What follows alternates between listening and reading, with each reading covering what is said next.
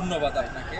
বিষয়টা এমন একটা প্রশ্ন হয় যে মনে হয় আমরা হাসিনা মানে এত প্রকার জুলুম চালিয়েছে, তাকে আমরা মনে হয় কোনো আলগা কোনো প্রীতি দেখাচ্ছি বা আলগা কোনো প্রেম দেখাচ্ছি তার বিচারের দাবিতে। তো এইটা যারা এজেন্ডা করে তাদের কোনো অসৎ উদ্দেশ্য থাকে। দুইটা আলাদা ট্রেন, ধরেন কেউ চিটাগাংয়ের রাস্তায় যাচ্ছে, কেউ সিলেটের রাস্তায় যাচ্ছে, কেউ কারোর সাথে সাংঘর্ষিক না। নির্বাচন অবশ্যই প্রয়োজন, পাশাপাশি হাসিনার বিচারও বাংলাদেশের মানুষের প্রাণের দাবি। দুটো পাশাপাশি চলবে। এটা কোনটা আগে কোনটা পরে বিষয়টা তো এরকম না। আপনি যখন ভাত খাবেন, আপনার প্লেটে যদি অনেকগুলো তরকারি থাকে, আপনি কোনটা আগে খাবেন কোনটা পরে খাবেন এটা তো ইম্পর্টেন্ট না, আপনার খাওয়াটা ইম্পর্টেন্ট। তো বিষয়টা হচ্ছে যে আপনার হাসিনার বিচার আমাদের প্রাণের দাবি, যে এর বিচার এবং এদের দোসরদের বিচার বাংলাদেশের মাটিতে হওয়া লাগবে। আর মানুষের বাঁচার জন্য যেমন খাবার দরকার, গণতন্ত্রের খাবার হচ্ছে নির্বাচন। নির্বাচন ছাড়া একটা অনির্বাচিত সরকার কেউ মেনে নিবে না। আর আপনি দেখবেন কিছু ক্ষুদ্র ক্ষুদ্র দল আছে, ছোট ছোট দল, এরা এখন মাফিয়া হয়ে যাচ্ছে, এরা পিআর চায়। পিআরের তো খারাপ দিকগুলো তো আপনার জানতে হবে, নেগেটিভ দিকগুলো তো আপনার জানতে হবে। শুধুমাত্র ইতালিতে 1946 সাল থেকে 70 বার সরকার পরিবর্তন হয়েছে এই পিআরের কারণে। কারণ পিআর মানেই হচ্ছে ইনস্টেবিলিটি। কোনো জায়গায় অস্থিতিশীল গভর্নমেন্ট হলে, কলিশন গভর্নমেন্ট হলে যে কোনো সময় ফল করতে পারে। ছোট দলগুলা মাফিয়া হওয়ার রাস্তায় তৈরি করে দেয় পিআর। আর স্বৈরাচারের পুনর্বাসনের জন্য আপনি জানেন না কোন ব্যানারে, লিগের তো একটা ন্যূনতম আপনি ধরেন 10% বা 15% ভোট ব্যাংক আছে। স্বাভাবিকভাবে তারা যদি কোনো ব্যানারে উইন করে, তাদের তো যদি 15% হয়, তাহলে আপনি ধরেন 45টা তারা সিট তারা পেয়ে যাচ্ছে। এখন তাদের দ্বারা তো স্বৈরাচারের পুনর্বাসন সম্ভব। এই বিষয়গুলো তো আমাদের মাথায় রাখতে হবে। আমরা শুধু নিজের স্বার্থ চিন্তা করলে হবে না। যারা ছোট ছোট রাজনৈতিক দল বিভিন্ন লেবাসে রাজনীতি করে, তাদের অসৎ উদ্দেশ্য আছে। তারা বলতেছে যে আমরা হাসিনার বিচার চাই না। কিভাবে 89% মৌলিক সংস্কারে বিএনপি একমত হয়েছে? 89%।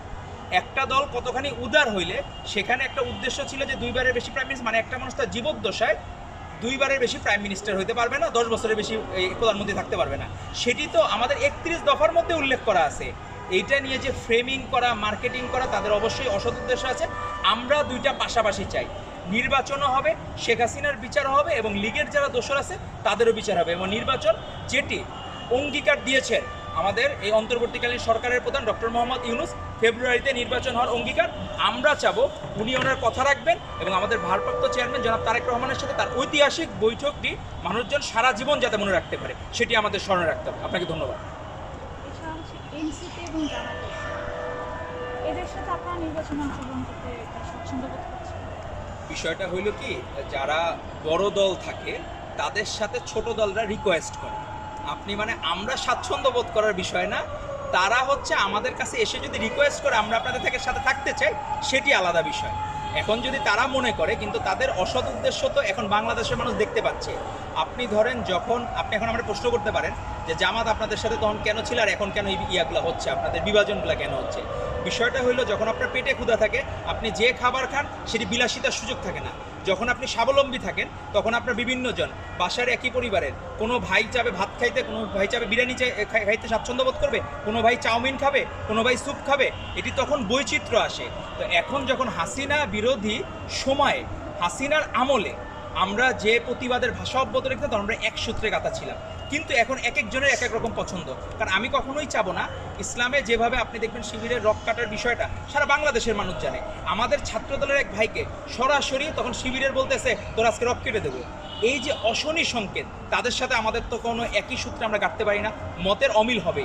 আবার আমরা দেখলাম এনসিপির ভাইয়েরা স্লোগান ধরছে রংপুরে যে আবু সাঈদের মার্কা এনসিপি মার্কা। তো আবু সাঈদ কি মানে আল্লাহ তাআলা তাকে বেহেশত নসিব করুক, উনি কি উপর থেকে দেখতেছেন যে এনসিপির ক্ষমতায় বসাইলে আমার রুহের মাগফিরাত কামনা হবে অথবা আমি স্বর্গে চলে যাব? বিষয়টা তো এরকম না। বিষয়টা হচ্ছে যারা এগুলো বিক্রি করতেছেন তাদের অসৎ উদ্দেশ্য আছে। আবু সাঈদের এই বলিদান, অসীম আকরাম, মেহেদী হাসান রাব্বি নিশ্চয়ই এনসিপি ক্ষমতায় আনার জন্য তারা এই বলিদান দেন নাই।